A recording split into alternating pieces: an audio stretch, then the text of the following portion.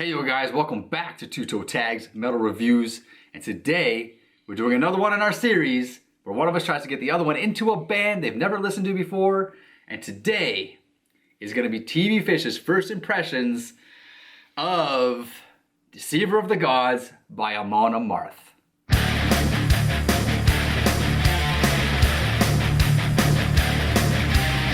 Alright, so Amon Amarth, Deceiver of the Gods. Now let me just put this straight out the gate. This was really hard to pick this album. Amon Amarth has a great discography. They got a really solid, bunch of albums that I could have chosen. I picked this one. I don't even know what reasons really I picked it. I just kind of like it a smidge more than other ones maybe. My preference kind of changes from time to time, but regardless of all that, what's your experience with Amon Amarth so far? Really, nothing.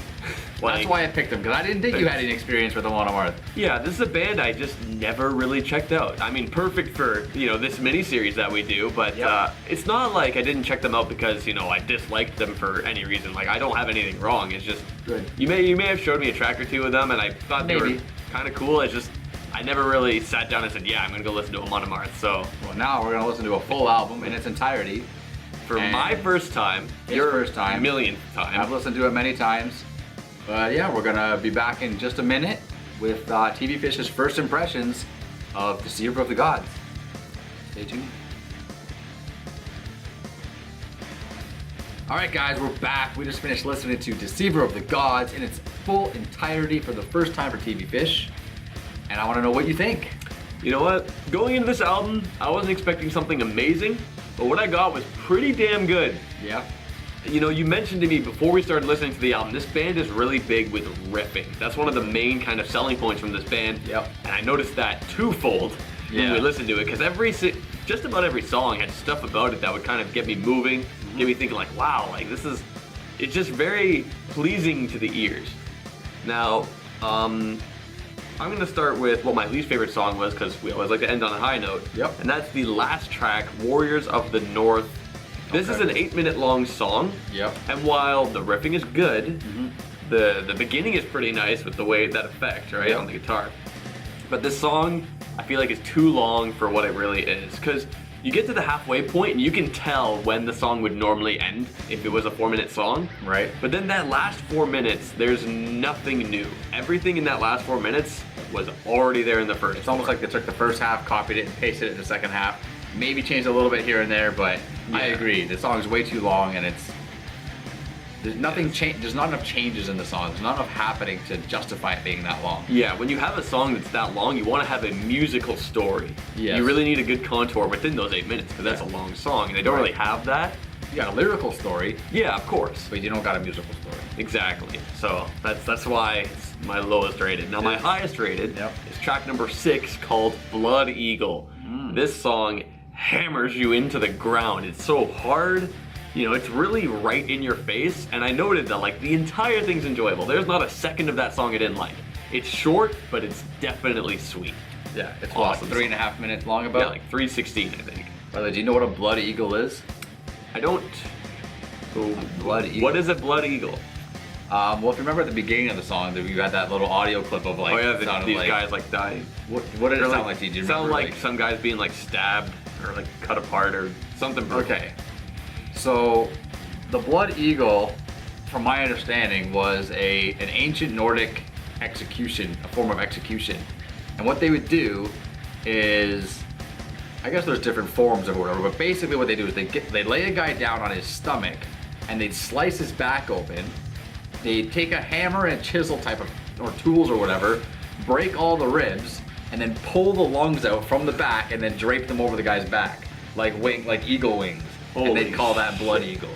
And then they'd basically leave him there till he bleeds out and dies. So the sounds you heard at the beginning of the song, that was the guy's bones. That was like a guy getting like cut open, bones cracked, whatever, right? So yeah, they just cut open the front. It's from the back. So from the back they break, but he's laid on his stomach. He's laying on his stomach. They cut open, so they basically disconnect your ribs from your spine. And then rip your lungs out from there. And rip your lungs out from the back, and then they just spread the lungs out on your back, and it looks like bloody wings. That is, I would not expect any less from a metal album because that's fucking badass. That's metal as fuck. That's very metal. I would have to say that's my highest rated song too. That song just pounds, man. And it's got such high energy. This album's full of high energy, but it's not a constant, consistent high energy. They dip down here and there. They break up the pacing here and there, and I really like that about this band. They do that a lot. I also really liked We Shall Destroy, which is right after Blood Eagle, track number 7. The riffing is fucking amazing. That's a note that kept coming around every time I'd write for one of these songs. The riffing's great. That song, see, a song like Blood Eagle, that will get you moshing. You will go in the pit to that song. A song like We Shall Destroy will get you fucking jumping. Just up and down. It's just so bouncy in that way, you know? It is. And the grooves too, like, like these songs got some really groovy stuff. There's this shot that they do at the start that it's like, I think it's on like beat 2. And it's so fucking cool. I love when bands do that. It's hard to explain stuff like that in a video like with words, but it's like you have to listen. You have to listen to the beginning of the song and you'll hear it. You'll know when you hear it. But then you're hearing these sick drum rolls and these drum fills. Like the drumming on this album, for me, for Amon Amarth, like the drumming's very consistent. You gotta really pay attention to it to appreciate it, though. You gotta listen to the flair, right? You gotta listen to the rolls and the fills and the different things, the accents he's putting here and there, and the syncing he's doing with the rhythm guitars is very tight. All that stuff matters. If you just listen to it kind of on the surface, it sounds very monotonous, and I don't think that you're not giving it a chance if you just listen to it on the surface like that. You gotta really dig into it, and I find that song, We Shall Destroy, is a good example because there's a lot of good little diddles he does in that song, which I think is really good. They stand out to me. Another thing I noticed in my notes that were consistent throughout the album is guitar work is great. Guitar. There's so many little guitar bits in a lot of the songs that really appeal to me, and I really like that. There was one of them. Which one? It was like a little guitar bit in the beginning. Let me see if I can find it. I think it was the first half of the album. Fuck, I can't. There was a song that had like a really cool. I'm not sure. You recall when we were listening to it. I'm not sure. I can't remember. But I mean, either way, it's like there's different things all throughout the album, right? I wanted to ask you though, what do you think of the vocals? Because that's one thing that I thought might throw you off listening to this. For the sole reason, basically, that Johan Hegg is not very diverse in his vocal range. He's got a sick voice, but his vocal range is not very, like, he's got like maybe like a couple levels like this, where other singers have like multitude of levels, right? What did you think though? Well, you know, I understand your concern where like, oh, okay, it's kind of like similar things every song. I don't know if he'd like that. He might think that's, you know, too stagnant. But with the context of the music, with the context of the band, I feel like his voice fits perfectly. It's Viking metal. He has a guttural, brutal voice that's just really like, it's like a warrior's scream. And I feel like that's so fitting for the theming of this band.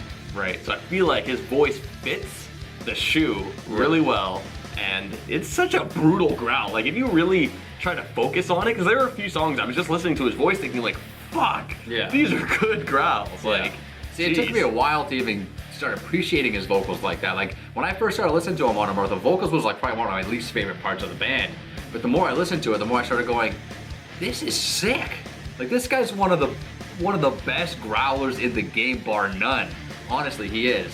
Like he's got one of the sickest growls, because not only is it guttural and brutal, but it's clear too. You hear the enunciation in a lot of his words, which is, it's a rare thing to find in metal these days. A lot of these guys have such, like, I don't know, their voices, you just can't make out the words, right? But with this band, like, you can kind of hear the words pretty clearly a lot of the time. Especially with growls that deep. And you wouldn't expect to hear words very clearly with that kind of growl, but you do. Exactly. It's like, I think another part of it is just the way that his voice is mixed. It's just, as you said, very clear. It's like really easy to identify, like, all the way he's enunciating his words. But yeah, man, the voice is actually great. And I think the most important part is the context. Because if you're going into it expecting like a huge range of stuff, it's not gonna really work for you. But if you know, okay, this is Viking metal, kind of gives you an idea of what to expect. And when you hear the voice, it just fits. Speaking of vocals and diversity of vocals, what did you think of the guest vocal by Messiah Marcolin from Candlemass, which was on track number 7? Hell, that's track 8. was hell. 6, 7. Oh, I did it again. It was track 8. You wrote 2 number 3s. I do that sometimes. Yeah, Anyway. so track 8. Track 8, it was a good change of pace. I like that. I like when it's just like one small thing that doesn't throw you off, but it's just something different. I like, the melodic aspect to it. I like how, that vocal and the main vocals were layered on top of each other. And they also contrasted each other. Exactly. And that's some of the deepest gutturals were in that song too. So you get those deep gutturals that contrast with the high cleans, and you get a really nice, pairing right there. Yeah, and overall, like, that song was enjoyable. Like, it is another one of my upper end songs, like, in terms of ratings. Yep. So it was really good. It was, a lot of these songs are just enjoyable just from a musical standpoint. Like, just something that catches your ear. Like, it's very catchy, but not in a bad way, I find. Right. At least just from listening to this album only once. So all in all, though, for first impressions, you're on a high note. On a high note, it was good. I liked it. We gotta listen to the album for the entire week. You're gonna listen to it 1,000,001 times. Yep. And we're gonna see if it grows on you, or if you get bored of it, we'll see what happens. I don't know, do you have anything more to say about it right now? Well, I got high hopes for it. I think I'm gonna have a good time this week listening to this album over and over, and we'll be right back next week with his review, but also my final review of Deceiver the Gods by Amon Amarth. Guys, remember to like this video if you liked it, comment, tell us what you think of this band, what you think of this album, subscribe for more metal content. I'm Tvfish. And I'm Vile Self. We'll see you guys later.